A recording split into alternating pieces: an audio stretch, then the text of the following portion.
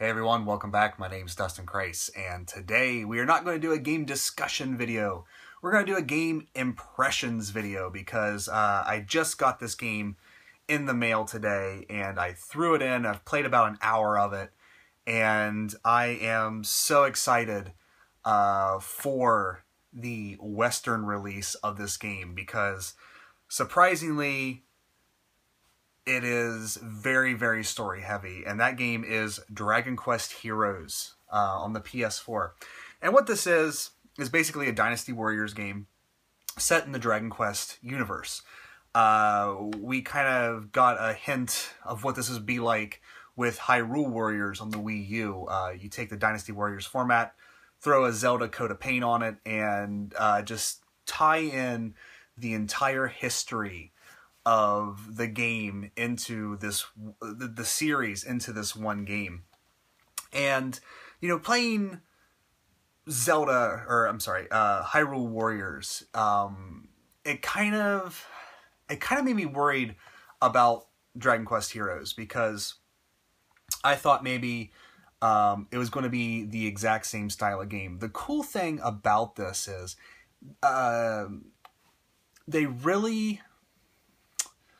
they really take the atmosphere of the games and the feeling of the series that they're using and just really tweak the Dynasty Warriors formula for it. So much so that this game right here doesn't actually... It kind of tricks me in a way. Like, when I played Dynasty Warriors Gundam, it felt like a Dynasty Warriors game in the Gundam universe. When I play this, it actually feels like just an action RPG Dragon Quest. And that is really awesome because a lot of people out there don't care for the Dynasty Warriors games. And I'm telling you guys, even if you don't think you would like the Dynasty Warriors style of gameplay, get this when it comes out over here in the West and check it out because I think you'll be pleasantly surprised with this. Never mind this horrible box art here. I showed this on the AGP chat, and a lot of people were talking about how horrible that box art is because everyone wants just hand-drawn Akira Toriyama art. But I'm telling you what, guys, this game is flat out gorgeous. Just beautiful. And if Dragon Quest XI looks anything like this, and of course if it plays like an old-school Dragon Quest, like a real Dragon Quest, but if it looks like this, it's going to be flat out amazing. Just really surprised because this style of game, I mean, you can really just sort of phone it in graphically, I guess. But the textures on the ground and on the characters and just the lighting and the attention to detail, they really did a great job with the graphics on this. Just gorgeous, and it makes me hyped for an inevitable, because Dragon Quest XI is supposed to be on the PS4. And if it looks like this, booyah, it's going to be amazing. One thing that really surprised me about this game is how story-driven it is. It's not import-friendly. Usually when you import a Japanese game, there is some English in the game. To sort of, you know, not help us, but, you know, they just use English every now and then. This is just Japanese through and through. And in the storyline, of course, I have no idea what's going on. But it does seem like it has an actual storyline. And not maybe, you know, Hyrule Warriors had kind of a storyline to it too. But I never really felt like the characters interacted or anything like that. This has a party, which they're not on the, well, yeah, they are. Here's your two main characters here, the male and the female. And then there's this older guy here and this girl right here that uses a boomerang. And they form, like, the party for this game. And after every mission, and even during the missions, these characters are constantly talking to each other and interacting. So it's really got me hyped for the Western release when we get it in English. And I'll finally know what's going on. They do throw in a bunch of classic Dragon Quest characters.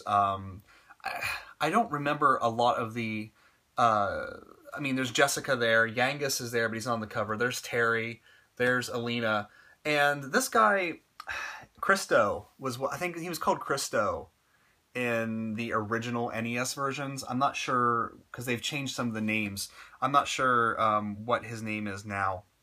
I can't remember from when I played on the DS.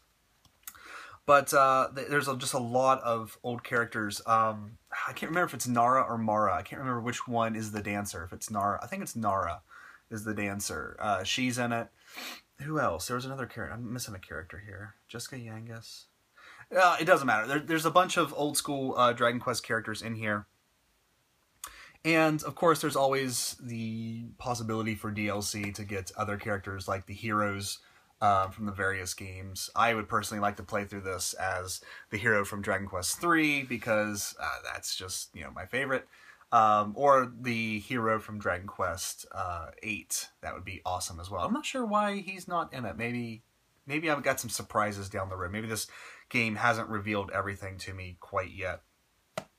But, yeah, guys, this is just like sort of a quick impressions thing. I was really kind of like, okay, it's just going to be, it's just going to be Dynasty Warriors with a Dragon Quest coat of paint. But really, this almost feels like, dare I say, a legit Dragon Quest game in and of itself. It's a love letter to fans. You'll hear all the music and all the sound effects that you've grown to love over the years, and it's just a lot of fun. I wish I knew Japanese, so when I went into the menus, I know exactly, what's all, there to do, because I know nothing. And it's a little bit daunting how much text is actually in this game. So once it comes out here in the West, I think it's going to come out here in like 6 months or something. That's not very long.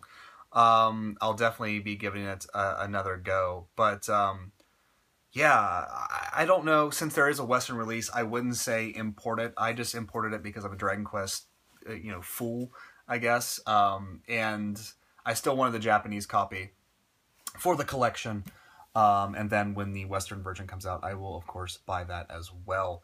But for those of you out there that had sort of misgivings about this one, rest assured this is a fantastic, fun game. Absolutely gorgeous. I can't wait to see what Dragon Quest XI is going to look like, especially if they use the same engine from this. It's so crazy when you see like the scale of the enemies, because you're so used to seeing like these little, I'm so used to seeing these little sprites on the Super Nintendo or on the NES, and then when you see like a Cyclops, how big a Cyclops is compared to a person, or like a golem, how big those are comparatively. It's a nice sense of scale to the game. So, but yeah, it plays exactly like you think it would, like a Dynasty Warrior. You level up, you collect items and materials to, I assume, eventually start building weapons. There's also these monster coins, and I don't exactly know what they're used for quite yet. I don't know if you can like summon, like maybe they're throwing the Dragon Quest Monsters series and everything, and you can like summon monsters with these coins that help you or something. I'm not exactly sure what the coins do. But, after every mission, you come back to this little hub town, and there you can save your game at the inn. You can go to the store and buy new weapons and armor. There's another shop front, which I'm assuming will be items at one point in time. And then there's a bunch of NPCs in this little, mobile town that you can interact with. And that is something that I did not see in, like, Hyrule Warriors. That's something that makes it feel more like an RPG and more Dragon Quest-esque, I guess. That there's a town and you can actually interact with NPCs. Yeah, so Dragon Quest Heroes, it is really high up on my... I mean, it's not going to overtake, like, Persona 5 or something like that, but I'm actually really hyped for the Western release, and I'm really happy that they announced we are getting a Western release. And, because Dragon Quest has kind of been in a precarious state here recently, I think maybe I'm just, overshooting my, hopes here. But I think we're turning a corner, perhaps, because Square Enix's CEO has said that he's aware of the Dragon Quest demand in the West. So maybe they're going to get another shot. And if, you know, Dragon Quest 11 looks like this, we're going to have just an amazing RPG on our hands. Because Dragon Quest, there's not been a Dragon Quest that's really disappointed. They're very tried and true. You know what you're getting, a very traditional RPG. And really, when people kind of get disappointed, it's like with 7, with the graphics, or maybe with 9, the fact that it went back to a handheld instead of being on a console. So I think once we get 11, I think things are really going to kind of turn around. I hope in the West. I hope we start getting some other games. I'm still not holding my breath for 10. I'm patiently awaiting the announcement for 7. I think that will happen. Which that one on the 3DS is gorgeous as well. But yeah, Dragon Quest Heroes, guys. Really hyped for this one. Really having a good time. Just kind of, you know, trudging through the import copy because I don't know any Japanese.